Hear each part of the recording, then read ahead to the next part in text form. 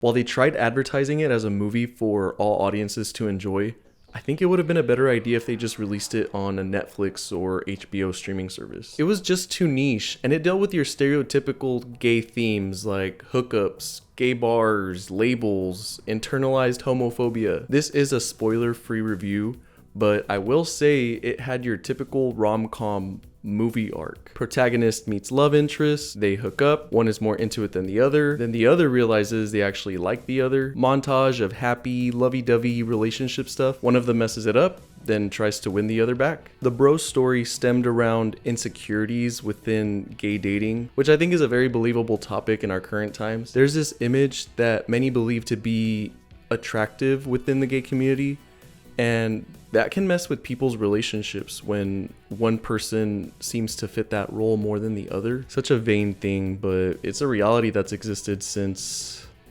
well, I'm 30 years old, and it's existed all of my adult life. And some are willing to go to great lengths to try and achieve that look, no matter the dangers that come along with it. Then we get into the topic of feminine and masculine. This movie had a few scenes of this, and I think it was executed fairly well considering it was a comedy. One of the biggest identifiers being the gay voice.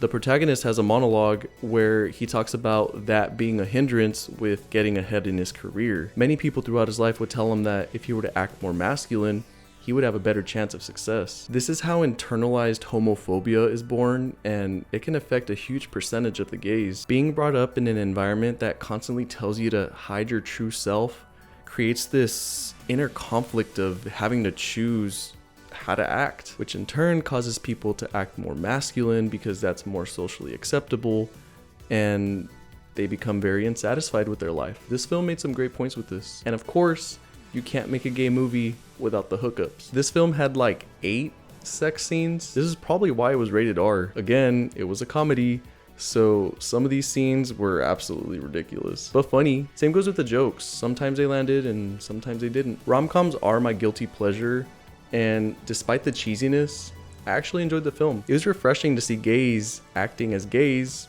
on the big screen. I give it a 6.3 out of 10. Let me know your thoughts on it. My name is Delfino, and thanks for watching. Bye.